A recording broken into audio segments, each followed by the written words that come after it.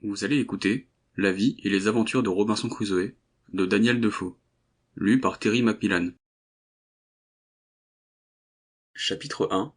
Le début dans la vie. Je suis né en 1632, dans la ville de York, d'une bonne famille, bien que n'étant pas de ce pays, mon père étant un étranger de Brême, qui s'installa d'abord à Hull.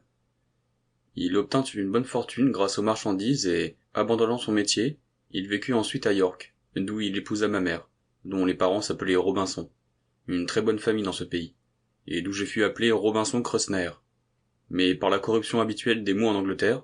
nous appelons nous-mêmes et nous écrivons notre nom, Crusoe. Et c'est ainsi que mes compagnons m'ont toujours appelé. J'avais 2 frères aînés, dont l'un était lieutenant-colonel d'un régiment de fantassins anglais dans les Flandres, autrefois commandé par le célèbre colonel Lockhart, et a été tué lors d'une bataille près de Dunkerque contre les Espagnols. Je n'ai jamais su ce qu'était devenu mon 2e frère, pas plus que mon père ou ma mère n'ont su ce que j'étais devenu. Comme j'étais le 3e fils de la famille, et que je n'avais été élevé à aucun métier, ma tête commença très tôt à être remplie de pensées décousues. Mon père, qui était très âgé, m'avait donné une bonne part d'instruction, dans la mesure où l'éducation à la maison et une école gratuite à la campagne vont généralement de pair, et me destinait au droit.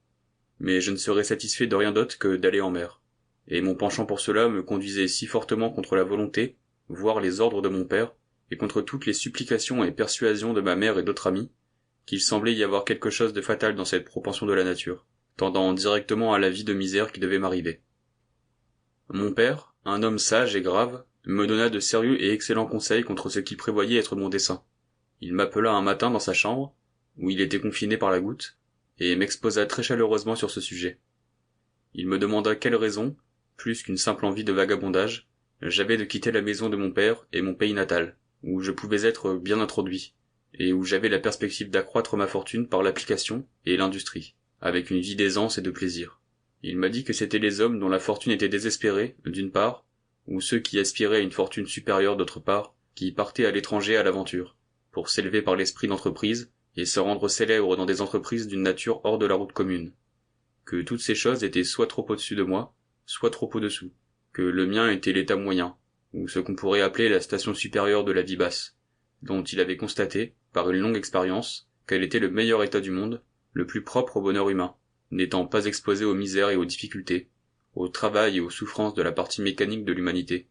et n'étant pas embarrassé par l'orgueil, le luxe, l'ambition et l'envie de la partie supérieure de l'humanité.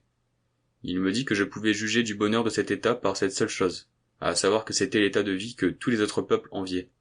que les rois ont souvent déploré la conséquence misérable d'être nés pour de grandes choses, et qu'ils auraient souhaité être placés au milieu des 2 extrêmes, entre le moyen et le grand,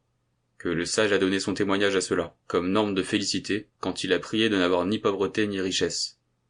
Il m'a demandé de l'observer, et j'ai toujours trouvé que les calamités de la vie étaient partagées entre la partie supérieure et la partie inférieure de l'humanité,